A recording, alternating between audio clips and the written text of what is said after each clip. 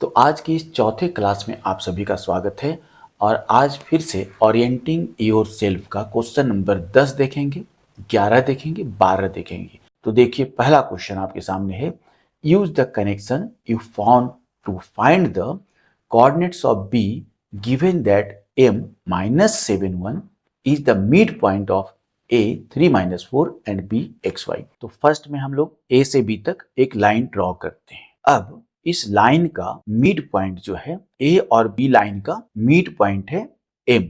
इसका कोऑर्डिनेट है -7 1। ए का कोऑर्डिनेट है 3 एंड -4। बी का कोऑर्डिनेट दिया हुआ है एक्स और वाई, ये कोऑर्डिनेट है। अब हम पहले बता दें कि हम लोग मिड पॉइंट पहले देख लिए हैं, फिर से आज देख लीजिए। अगर कोई लाइन है ऐसा ए बी और इसका कोऑर्डिनेट ए का x1 y1 है और बी का x2 y2 है, ये है कोऑर्डिनेट।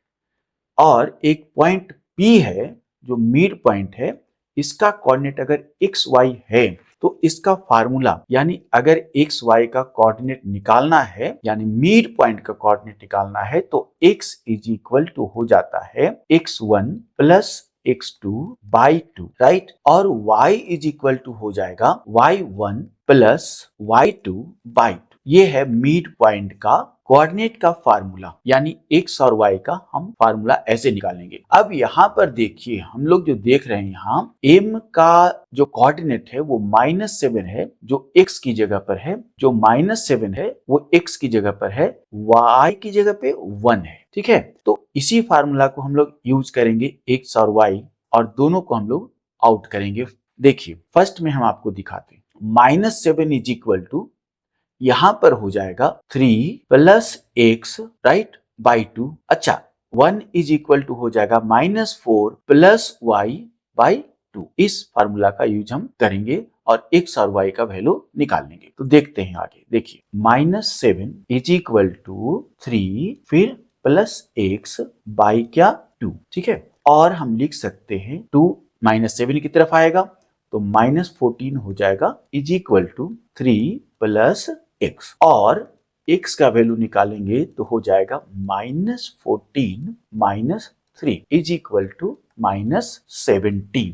तो x का वैल्यू हम लोग के पास आ गया। अब y का वैल्यू निकालेंगे तो 1 इज इक्वल टू m का कोऑर्डिनेट क्या है, y कोऑर्डिनेट 1 है, तो 1 is equal to y coordinate को प्लस करेंगे। y कोऑर्डिनेट है -4 प्लस y बाई 2, और 2 1 की तरफ मल्टीप्लाई हो जाएगा, ये वाला, ये 2 1 की तरफ मल्टीप्लाई हो जाएगा आके, तो हो जाएगा 2 is equal to -4 plus y। तो फिर y का वैल्यू क्या होगा, y का वैल्यू होगा 2 प्लस 4 इज इक्वल टू 6। तो हम लोग निकाल पाए अभी b का कोऑर्डिनेट। हम लोग क्या निकाले, b का कोऑर्डिनेट। तो b का x का वैल्यू हो जाएगा -17 और y का वैल्यू हो जाएगा 6। यह हो गया कोऑर्डिनेट ऑफ b, यानी जो लास्ट पॉइंट है हमारा ए बी लाइन सेगमेंट का लास्ट पॉइंट b का कोऑर्डिनेट xy हम फाइंड किए। क्वेश्चन नंबर 11 में देखते हैं। तो फिर आज का 11th क्वेश्चन ये है, देखिए 11th क्वेश्चन में है, let p and q be points of trisection of A B.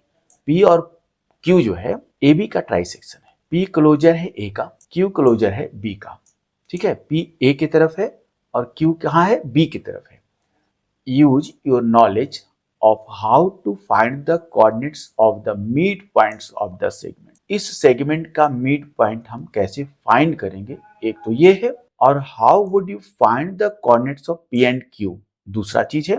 Do this for the case when the points are 4 7 and B 16-2। कहता है कि एक लाइन है आपके पास ए बी, उसका कोऑर्डिनेट है ए का 4 7 और बी का 16-2। पी ए के क्लोज में है और क्यू बी के क्लोज में है।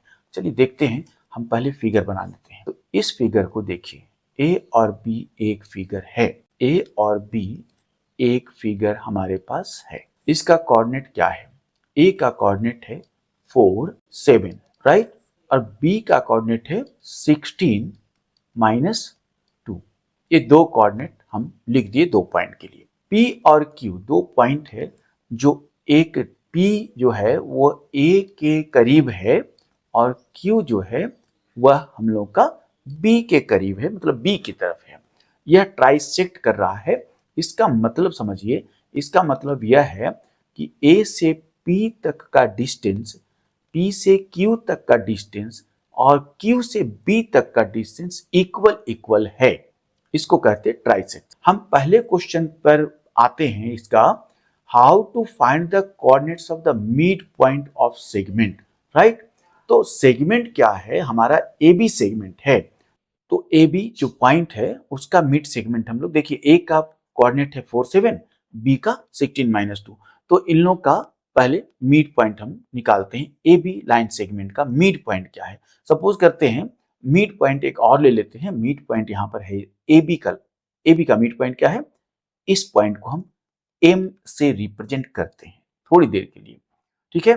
तो एम का तो हम निकाल सकते हैं, एक्स वाई मान लो कोऑर्डिनेट है, तो x का कोऑर्डिनेट क्या हो जाएगा 4 + 16/2। मिड पॉइंट का कोऑर्डिनेट अगर x है एक, तो x का कोऑर्डिनेट हो जाएगा 4 + 16 बाई क्या हो जाएगा 2 is equal to 20/2 is equal to 10। ये x का कोऑर्डिनेट निकल गया। y के लिए क्या हो जाएगा 7 + -2 एंड बाई क्या होगा 2। तो 7 - 2/2 is equal to 5/2। A B line segment का हमारा कोऑर्डिनेट निकला है, जो मिड पॉइंट का है एक्स वाई, उसके जगह पर 10 है एक्स के जगह पर, और वाई के जगह पर है 5/2। ये मिड पॉइंट का हमारा कोऑर्डिनेट निकला। किसके लिए, ए बी का कोऑर्डिनेट निकाल रहे थे मिड पॉइंट के लिए, ठीक है। तो यह फर्स्ट पार्ट था इसका। दूसरा पार्ट कहता है how you find the coordinates of P and Q, ठीक है। Do this for the case when the points are A 4 7 and B 16-2। तो हम लोग अब पी और क्यू पर चलते हैं। तो अब यहाँ पर पी और क्यू हम निकालेंगे, कोऑर्डिनेट निकालेंगे। पी का कोऑर्डिनेट हम सपोज कर लेते हैं यहाँ पर कि x1 y1 है, x1 y1 है, ठीक है। Q का कोऑर्डिनेट x2 y2 है। अब थोड़ी देर समझिए बात को क्या है। A और Q पॉइंट का मिड पॉइंट P है, ठीक है। A और Q का मिड पॉइंट क्या है P है, क्योंकि A से P तक और P से Q तक डिस्टेंस बराबर है। इसी प्रकार P से Q तक और Q से B तक डिस्टेंस बराबर है। इसका मतलब है कि Q जो पॉइंट है वह PB का मिड पॉइंट है। Q किसका मिड पॉइंट है, P और B का मिड पॉइंट है। हम मिड पॉइंट फार्मूला यहाँ पर यूज करेंगे। X के लिए यूज करेंगे, X1 के लिए यहाँ पर क्या हो जाएगा X1 में जो हम यूज करने वाले हैं वह है 4 + x2/2, right. Mid formula, mid point formula इसको कहते हैं। तो देखिए लिखते हैं जल्दी से, x1 p के लिए x1 is equal to 4 + x2/2। उसी तरह y1 जब हम निकालेंगे तो हो जाएगा 7 + y2 यानी q का कोऑर्डिनेट y2/2। ये फर्स्ट पार्ट हमारा निकल गया। तो x1 y1 निकला। हम वैल्यू बाद में निकालते हैं, अभी एक पक्ष इसका और है उसको देखते हैं। P और B का मिड पॉइंट है Q, ठीक है। P और B का पॉइंट है जो मिड है वो Q है। तो इसी तरह हम x2 का मान निकालेंगे। x2 का जो वैल्यू होगा वह होगा x1 + 16, x1 + B का x कोऑर्डिनेट 16/2, ठीक है। इसके बाद इसी तरह y2 अगर निकालते हैं, यह हम किसके लिए निकाल रहे हैं, Q पॉइंट का कोऑर्डिनेट निकाल रहे हैं। y2 निकालते हैं तो हो जाएगा y1 + -2 बाई हो जाएगा 2। बस इतना दूर तक आप समझिए। अब हम फिर से देखें इस पूरे इक्वेशन को, plus equation 1, equation 2, equation 3, equation 4। हम इसमें से लेंगे, देखिए x1 को ले लेते हैं, यह पहला इक्वेशन, और x2 को ले लेते हैं, यह तीसरा इक्वेशन। तो देखेंगे फर्स्ट इक्वेशन और थर्ड इक्वेशन में एक बार देखिए, फर्स्ट और थर्ड में क्या करता है, x2 का वैल्यू है x1 प्लस 16/2। x1 का वैल्यू कहां से पुट करेंगे, फर्स्ट से पुट करेंगे, तो बस x1 का वैल्यू फर्स्ट से पुट करेंगे x2 वाले इक्वेशन में। तो यहां पर लिख देते हैं, हम लोग लिखेंगे फ्रॉम थर्ड इक्वेशन x2 जो है is equal to x1 plus 16, और x1 का वैल्यू पहला से बैठाइए फर्स्ट इक्वेशन से, यानी 4 प्लस x2 बाई 2 प्लस फिर है 16 और बाई है 2। ठीक है, x1 के जगह केवल हम चेंज कर दिए, कहां से, फर्स्ट इक्वेशन से इसका वैल्यू पुट कर दिए हैं। अब इसको थोड़ा सोल्व कर लेते हैं, इधर बराबर हो जाएगा, 2 एलसीएम होगा 4 प्लस x2 प्लस 32, अगर एलसीएम निकालेंगे तो 16 2 जा 32 बाई 2 नीचे आएगा और 4 हो जाएगा, 2 डिनोमिनेटर में चला आएगा नीचे। ठीक है, जब सोल्व करेंगे तो ऐसा कुछ आएगा, हमारे पास हो जाएगा यहां पर x2 is equal to 4 plus x2 plus 32 by क्या होगा, बाई 4 हो जाएगा। अब इसको हम सोल्व करते हैं, देखिए इसको हम सोल्व कर लेते हैं, और 4x2, ये 4x2 की तरफ आके मल्टीप्लाई हो जाएगा, 36 प्लस x2, 4 और 32 ऐड होके 36 हो गया, इसीलिए 4x2 minus x2 is equal to 36। So 3x2 is equal to 36। तो x2 का वैल्यू क्या आएगा, x2 का वैल्यू आएगा 36/3 इज इक्वल टू 12, राइट। तो एक वैल्यू हम निकाल लिए x2 का। इसी तरह हम y2 का भी वैल्यू निकालेंगे। y2 का वैल्यू देखिए, y2 यहां पर इक्वेशन 4 में है, y2 कहां पर है, इक्वेशन 4 में है। y2 को हम अभी लेंगे, y2 का वैल्यू हम इक्वेशन दूसरा से बैठा लेंगे। देखिए पहले हम लिख देते हैं आपका कि y2 इज इक्वल टू, हमारे पास है y1 प्लस माइनस माइनस हो जाएगा -2/2। इक्वेशन 4 देखेंगे, हम क्या कर रहे हैं, इक्वेशन 4 का काम कर रहे हैं, इसलिए इक्वेशन 4 देखिए यहां पर से हम राइट डाउन किए। ठीक है, अब इसके बाद y1 को हम ले लेते हैं। y1 बस थोड़ा सा ऊपर में है, आपको दिखाते हैं y1 क्या है। y1 है 7 प्लस y2/2, 7 प्लस ये है y1, देखिए ये दूसरा इक्वेशन में निकला हुआ है, y1 7 प्लस y2/2 है। तो वहां से हम यहां पर वैल्यू y1 का, y2 is equal to, y1 की जगह क्या हो जाएगा, 7 प्लस y2/2 -2 फिर बाई 2, ये हो गया। y2 इज इक्वल टू, फिर से एलसीएम 2 आ जाएगा और हो जाएगा 7 प्लस y2 -4/2, राइट। एक तरफ ले आएंगे, 2y2 इज इक्वल टू, 7 में 4 माइनस होगा तो 3 प्लस y2 हो जाएगा। तो 2y2 अपनी जगह पर रहेगा, y2 इधर से लाएंगे राइट साइड से, इज इक्वल टू 3। तो y2 का मान क्या आएगा, 3 आएगा। तो हमारे पास क्या निकला, x2 का वैल्यू हो गया 12 और y2 का वैल्यू हो गया 3। बस इतना काम करना, उसके बाद सीधा हम निकाल सकते हैं आसानी से दूसरा कोऑर्डिनेट। तो x2 के जगह पे 12, y2 के जगह पे 3 लिख देते हैं। तो यह हमारा Q पॉइंट का कोऑर्डिनेट निकला, x2 का 12, y2 का 3। तो x2 और y2 के जगह मिटा करके हम लिख देते हैं 12 और 3। देखिए, और हम लिखेंगे 3। यह हो गया Q का कोऑर्डिनेट।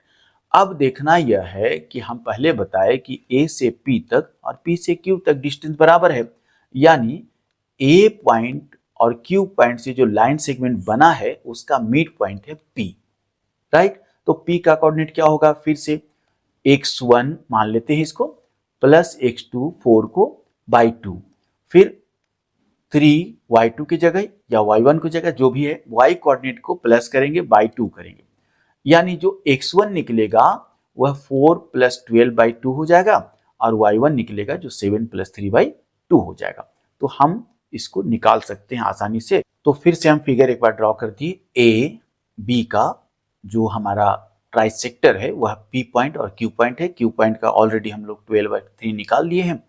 P का कोऑर्डिनेट मान लेते हैं, यहाँ पर जो पहले से माना हुआ है हमारा x1 है और y1 है।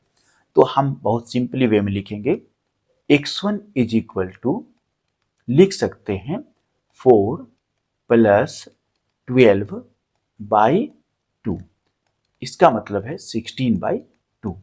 सोल्व करेंगे 8 आ जाएगा। y1 का वैल्यू हो जाएगा 7 + 3/2 = 10/2 = क्या होगा 5।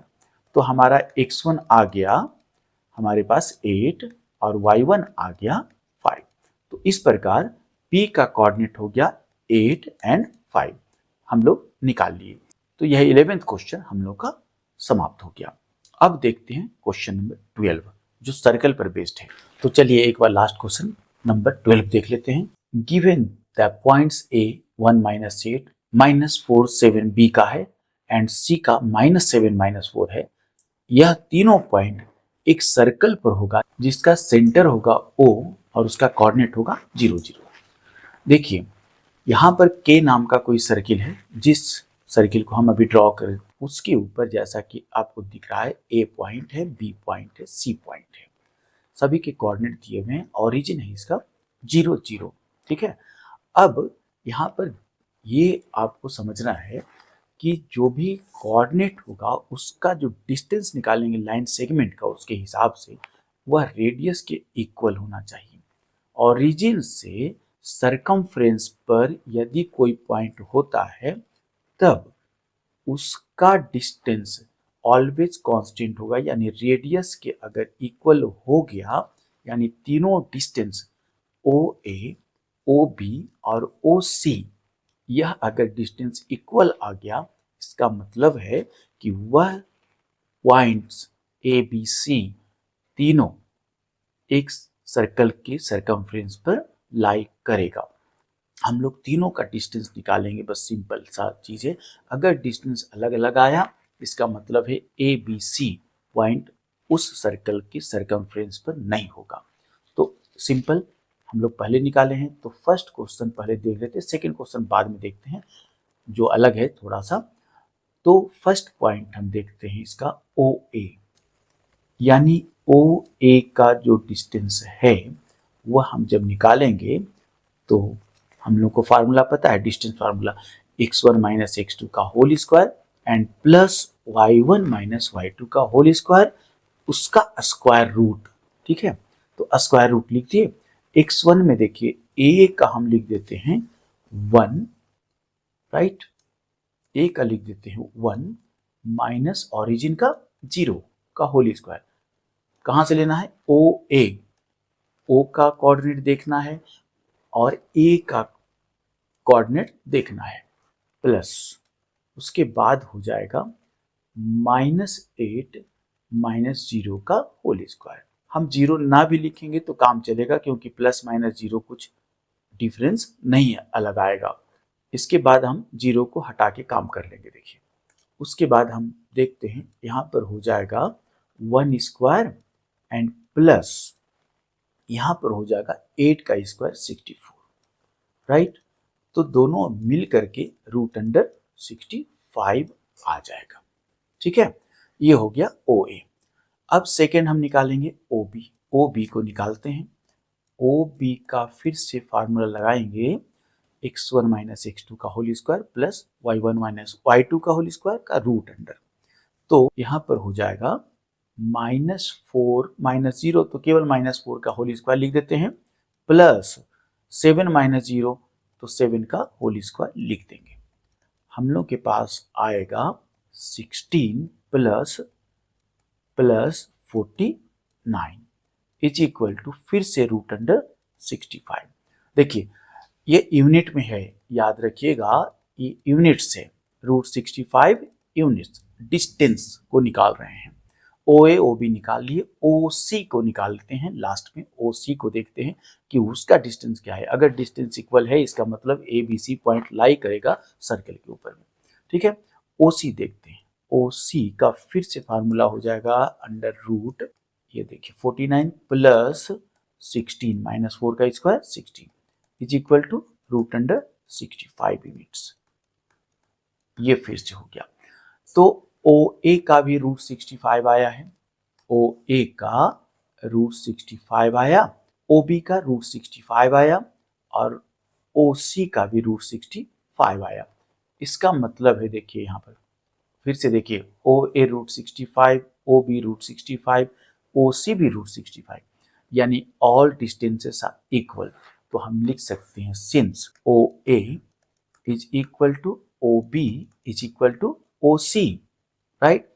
ये रेडियस के इक्वल है, that is the radius of the circle is equal to radius of circle, जो के सर्कल दिया हुआ है उसका रेडियस हो गया। तो अगर रेडियस इक्वल है इसका मतलब जो पॉइंट से ऑरिजिन से हुआ लाई करेगा सर्कमफ्रेंस पर। ठीक है, A, B and C all lie in circle के, इन सर्कल, ये हो गया इसका आंसर। तो हम लोग अभी 12 का सेकेंड क्वेश्चन देखेंगे। हम लोग इतना दूर तक जान गए हैं, देखिए बगल के फिगर में जो रेड कलर से दिखाया गया है वह √65 यूनिट्स होना चाहिए रेडियस। और फिर दूसरा क्वेश्चन जो इसका है ना वो बोल रहा है कि आप बताइए कि given the points D -5 6 and E 0 9 check whether D and E lie within the circle. ठीक है, ऑन द सर्कल और आउटसाइड द सर्कल के। D और E पॉइंट जो है वह सर्कल पर लाई करेगा अथवा सर्कल के बाहर चला जाएगा या सर्कल के अंदर चला जाएगा। तो हम डिस्टेंस निकालेंगे डिस्टेंस फार्मूला से। अगर √65 आ गया तो वह सर्कल पर हो जाएगा, √65 से ज़्यादा आया सर्कल के बाहर चला जाएगा और √65 से कम आया तो विद इन द सर्कल हो जाएगा। जिस फिगर को व्हाइट कलर से सर्कमफ्रेंस दिखाए हैं उसको देखिए, इस फिगर को आप देखिए, O से हम D और O से E ये वाला डिस्टेंस निकालेंगे, O से E और फिर O से D ये वाला डिस्टेंस निकालते हैं, देखते हैं √65 आता है कि नहीं। तो देख लेते हैं, देखिए यहाँ पर OD जो होगा O से D डिस्टेंस निकालते हैं, OD is equal to root under क्या हो जाएगा, x कोऑर्डिनेट को माइनस करेंगे यानी -5 - 0 का होल स्क्वायर प्लस हो जाएगा 6 - 0 का होल स्क्वायर। ठीक है, 6 - 0 का होल स्क्वायर, क्योंकि x से x को माइनस करना है और फिर y से y को माइनस करना है। ठीक है, -5 का होल स्क्वायर हो जाएगा 25 एंड प्लस 6 का होल स्क्वायर यहाँ पे आ जाएगा 36, क्योंकि 6 में 0 6 ही आएगा। रिजल्ट क्या आएगा, 6 5 11 एंड √61 3 2 5 1 6। √61 √65 से कम है कि ज़्यादा है, तो स्वाभाविक ही कम है। ठीक है, √61 देखिए, √61 इज लेस देन √65। अगर √65 होता तो सर्कल पर लाई करता, लेकिन √65 से कम है तो विद इन द सर्कल लाई करेगा। सो कौन सा पॉइंट निकाले, D पॉइंट निकाले। D point lie within the circle, with in the circle, ये हो गया इसका आंसर। अभी E पॉइंट को देखते हैं, O से लेकर E तक।